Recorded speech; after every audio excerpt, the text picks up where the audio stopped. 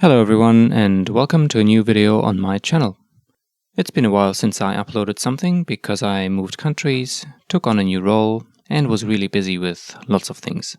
However, the flight simulator journey continues and I would just like to share with you a few more tips and tricks that will help you bring perfection to your flight simulator experience and further improve your videography skills.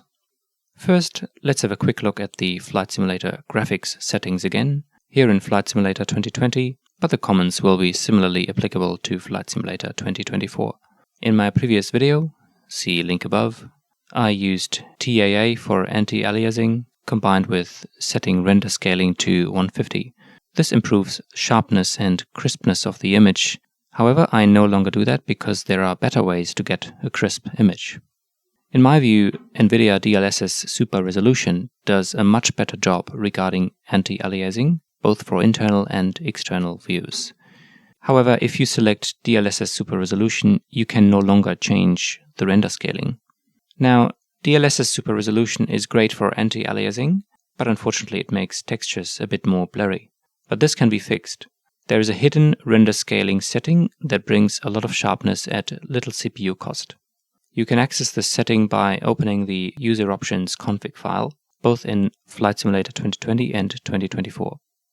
Move down to secondary scaling and set it to anywhere between 1 and 2. I use 1.5 as this already brings significant benefit. The crispness and sharpness of the image is remarkably improved at little performance cost. By the way, you can set your user options config file to read-only, which means that the sim cannot overwrite your settings. For example, if you experimented with the graphics settings in the sim, but aren't happy with the results, and want to return to the previous settings, you can just close the sim and reopen it, and you will find your previous settings restored because the sim has not overwritten the user options config file. Next, you have maybe noticed that I've turned frame generation off. Well, who in their right mind would do that, given that frame generation is what has revolutionized our flight sim experience? Well, there are two reasons for this. First, myself and others have had the problem that the simulator would sometimes, what I would describe as getting stuck with certain frames, which causes extreme stutters when panning the camera. It is as if the sim is choking on a frame and can't get back into the rhythm. You'll know what I mean if you've experienced this problem on your end. This issue may be fixed by turning frame generation off and on again, but in Flight Simulator 2024 I found that this often didn't do the job. So I needed another solution, and the solution is to use an app called Lossless Scaling for frame generation. Lossless Scaling is a little wonderful application that allows you to apply frame generation, multiplying your frames by up to 4 times. This is much more than what you're getting in the default sim settings. Lossless Scaling can further improve performance by upscaling images, but that's something for another day. Here's the user interface of Lossless Scaling, which you can buy on Steam. That's where I've got it from. Setting this to ×2 doubles your frames, which is usually good enough to get 60 frames, at least on my system. In short, you can turn frame generation in the simulator off, but use lossless scaling outside of the simulator to get it back. Now, the reason to use lossless scaling instead of the inbuilt default frame generation setting is not only that the choking problem no longer occurs. I also sensed that the frames generated by lossless scaling are much smoother. Since I've experimented with lossless scaling, I virtually have no more frame problems, even in densely populated areas. It is really a game changer. You can triple or quadruple your frames by selecting ×3 or ×4 here in the app, but I don't recommend doing that as it creates quite a bit of screen tearing. Here on the right side, you have the scaling settings. I don't use them as I don't want to upscale from a smaller image, as this interferes with OBS. I'll address that a bit later. You can combine in-sim frame generation with lossless scaling frame generation by just leaving frame generation on in the sim and apply lossless scaling nevertheless. However, it does not provide a significant benefit in my view, as both types of frame generation have an impact on your GPU, and the results I get with lossless scaling alone are already sufficient. If you turn off inbuilt frame generation, you may wish to set your Nvidia max frame rate to, for example, 30 frames per second. This frees up CPU resources and makes your system work more economically. The output in the sim with lossless scaling set to ×2 will be 60 FPS, as long as your system can provide for a stable 30 FPS. Okay, just a note on traffic settings. If you don't want to see any of the default Flight Simulator 2024 traffic, which in my view has been a bit of a disappointment as it's showing so many default liveries, then you need to turn these two settings off. As you may know, there's a free tool called FSLTL, which works perfectly with Flight Simulator 2020 and 2024. Just note that, given Flight Simulator 2020 is built around a single main thread, any moving objects in the simulator have a rather heavy impact on your frames. This is less of a problem in Flight Simulator 2024. There is another traffic app which you can use. You may know that FS Traffic now supports Flight Simulator 2024. However, I've had some stability issues with it, so I keep using FSLTL for the time being. Now, another very useful tool that you may or may not know is AI Ground.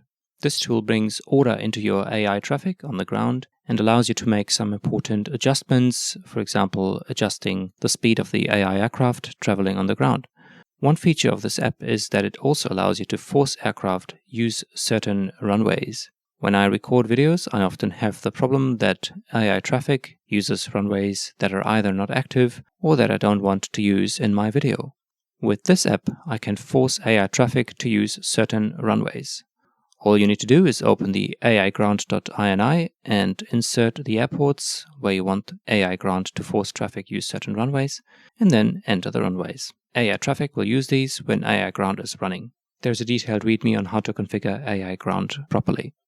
AI Ground comes with another app called AI Flow, which helps bring order into flying air traffic. If you want to know more about this, check the AI Flow README file. Now, did you also notice that the toolbar pops up every time you move your cursor? That's obviously not what you want if you record a realistic video. To stop this from happening, for Flight Simulator 2024, just download and install the handlebar mod from Heclag. There is a similar tool available for Flight Simulator 2020. Another thing I've really enjoyed are the contrails effects from Parallel 42. I've used them in Flight Simulator 2020 since they were released. Unfortunately, they're not yet available in Flight Simulator 2024, but I hope that'll change soon. Okay, before we get to some further really exciting software and hardware tools, there are a few more things to mention regarding Nvidia graphics cards. As you know, Nvidia regularly update their drivers. Sadly, there have been some serious problems with some drivers since Flight Simulator 2024 came out. With some drivers, the game would not start, and others caused my system to show the black screen of death, which was hard to restore. I've spent too much time trying to fix this, but thankfully there now seems to be a stable and reliable driver out there for Flight Simulator 2024, which is driver 580.88. I understand this driver has particularly taken Flight Simulator 2024 into account. If you're experiencing problems, I suggest you give this driver a try. Talking about hardware, some of you may have experienced screen tearing, which occurs when your GPU and monitor get out of sync.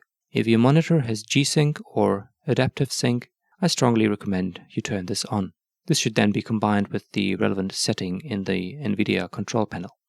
In addition, if your monitor is capable of, for example, 120 Hz or 144 Hz, I suggest you ensure that these settings are actually activated. For this to work, you must first ensure that you have a monitor cable that is capable of these refresh rates. Not all cables can do this. The newest versions of DisplayPort cables will be your best choice. Make sure you plug the cable directly into your graphics card port in your computer. Then ensure that your Nvidia settings reflect the refresh rate that you wish to use. If it cannot be selected, you can create a custom resolution where you should be able to select your desired refresh rate. Of course, you can't select a refresh rate that exceeds your monitor's capability. You should also check your Windows settings and ensure the refresh rate is properly set there. Now, one very important thing to get better performance is an app called Process Lasso.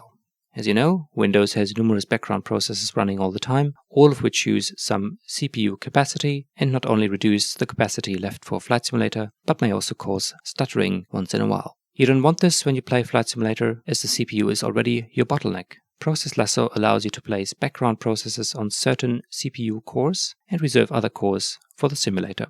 You can do this by clicking on a process, CPU affinity, always, select CPU affinity. Then you can tell the process which CPU cores it may use. I place most of the background apps on my E cores and reserve cores 1 to 15 for Flight Simulator and a few other critical apps. I don't place Flight Simulator on core 0, as I believe this is used for critical tasks of the operating system. So in short, I have placed most apps on cores 16 to 19, and I'm now getting significantly better performance in Flight Simulator. Note the CPU affinity only applies when Process Lasso is running. When it is off, all Process Lasso functions are inoperative. In addition, you can make Flight Simulator a priority, giving it priority over other processes that may use the same cores. If you share your cores with other apps, I recommend doing this to prevent stuttering in the simulator. Note that some critical apps that you may use while playing Flight Simulator also need sufficient CPU resources. For example, if you use OBS for recording, you must ensure that it has sufficient CPU capacity available. Therefore, I give it access to the 15 cores I use for Flight Simulator. If you don't give it sufficient capacity, it may freeze. Now, talking about OBS, there are a few things to know if you use it with lossless scaling. If you don't know OBS, watch my other video, see link above. Lossless scaling operates as a separate app and connects with your simulator. If you want to record your simulator through OBS while lossless scaling is active, you must set up OBS in a specific way so that it can capture the frames generated by lossless scaling. First, create two scenes in the left bottom window in OBS. Call the first one lossless and the second one display. The names don't matter, they are just for distinguishing, but it's important to have two different scenes. Second, click on the lossless scene and then the plus in the sources window right next to it. Create game capture, then select capture specific window and select lossless scaling underneath. Click on the display scene and add again a source, this time display capture. Press OK, select the right display, press OK. Start lossless scaling and then Flight Simulator. Once you're in the aircraft, go to lossless scaling and press Scale. Then, importantly, click on the sim window and then click on Lossless under Scenes in OBS. Anything recorded with OBS will now capture the frames generated by lossless scaling. It's important to be active on the lossless scene when recording. If you select Display, frames generated by lossless scaling will not be recorded by OBS. Note that if you use the scaling options in lossless scaling, which upscales smaller images into your full resolution image, OBS will record the reduced resolution from lossless scaling. This won't be what you want to do, as you want your maximum resolution to be recorded. I therefore recommend not using the function together with OBS. Okay, let's briefly talk again about head tracking. In my previous video, I mentioned that I used the Tobii 5 tracker, which can track both eyes and the head. This is a really powerful tracker, but my problem is that I'm wearing glasses, and sometimes that led Tobii not to recognize my head movements properly. Tobii 5 is also a little difficult to mount underneath your monitor if you have a curved monitor. I've done some research and got myself a Grass Monkey King Puck. Tobii 5 is really great, but I have to say that there's a significant difference between the two.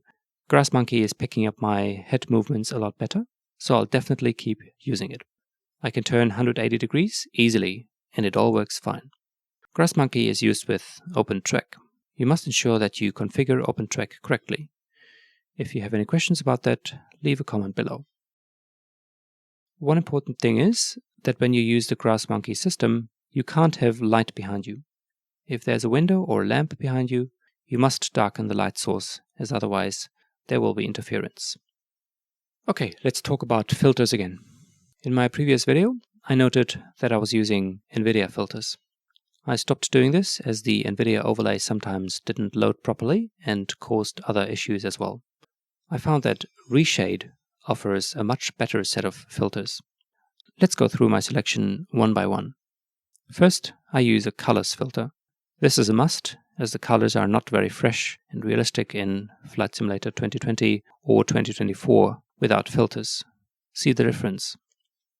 Just play around with the filter and find what suits you best. Second, I use this filter, which also improves colors and contrast a little. Then, I use two sharpening filters that even further sharpen the image, in addition to the sharpening that is already achieved by secondary scaling, which we discussed earlier. Note that you need to find a good balance. Too much sharpening looks too grainy. Then I found this lovely filter, which allows you to experience depth of field in the cockpit and outside of the plane. You'll need to adjust it a little to get the best results. Here are my settings. just have a go and try it out. All in all, Reshade offers you a wealth of filter options. It's really worth a try, and it's totally free. Now, you may already have heard of ChasePlane. If you're a videographer, this app is a must. It's currently available for Flight Simulator 2020, but will come to Flight Simulator 2024 soon. I actually stopped using Flight Simulator 2020, but was keen to see ChasePlane in action, so I reinstalled it and got ChasePlane working. ChasePlane allows you to add an unlimited number of custom camera views. Currently in the sim, be it 2020 or 2024, you can only add 10 camera views. That's definitely not enough. ChasePlane fixes this and gives you many options to add numerous additional custom views. With just one hotkey, you can access dozens of different views, which will make your life as a videographer much easier and allow you to get great views of your aircraft anytime, in no time. So if you're into video recording, or even if you just fly, ChasePlane is definitely worth trying. If you already have experience with recording Flight Simulator via a replay tool, such as SkyDolly, which I'm using, you will have noticed that there are some complications with replay tools. Before I get into that, if using replay tools is completely new to you, I suggest you watch my other video, see link above. Now, a replay tool allows you to replay certain stages of your flight, which then enables you to record them from screen. This allows you to capture much better and interesting scenes that you would otherwise not be able to record. The problem with replay tools is that they do not record everything that happens in and around the aircraft. Replay tools are not built to replay everything that occurred during your flight, such as weather, AI traffic, and all system functions of the aircraft. Replay tools are unfortunately pretty basic in that they only record the flight path of the aircraft and potentially some other key systems such as gear, flaps, and thrust. That's usually where it ends. Because of that, you must actively manage certain aircraft functions during replay. For example, when I recorded this landing in SkyDolly, I deployed the reverses. However, when I replay the landing, they don't deploy. It is something I must do manually, as this function was not recorded in SkyDolly. The same may apply to gear, spoilers, flaps, lights, thrust levers, etc. And it depends on the aircraft you're using. Or here, during this takeoff, after clicking on replay in SkyDolly, the saved route is no longer available.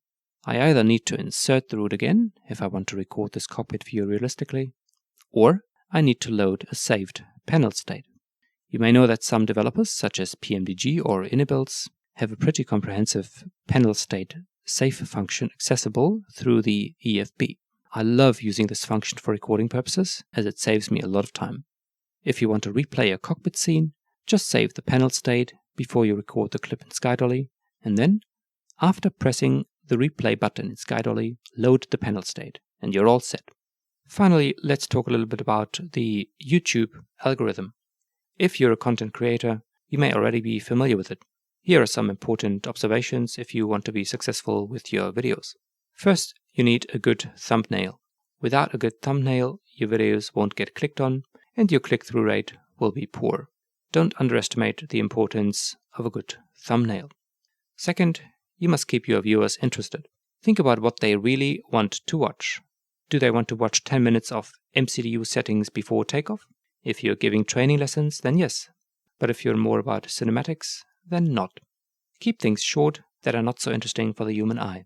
Humans want to see action, a plane in motion, a roaring takeoff, cruising through the clouds. That's what's really interesting for most. One way to keep your video interesting is also to keep the clips short. Cut your clips down to around 3 to 5 seconds, which is long enough for the human eye to capture the scene. But after that, the human brain is ready to move on. People will skip long clips. Just give it a try and see whether your watch time improves. You will note that shortening clips gives you more work when cutting your video, as you will logically need more clips for your videos. Now, if you scroll through my videos, you will also notice that some videos have lots of clicks, while others don't. No one really knows all the answers to this, but some other factors matter as well. Think about your viewers again. What do people really want to see?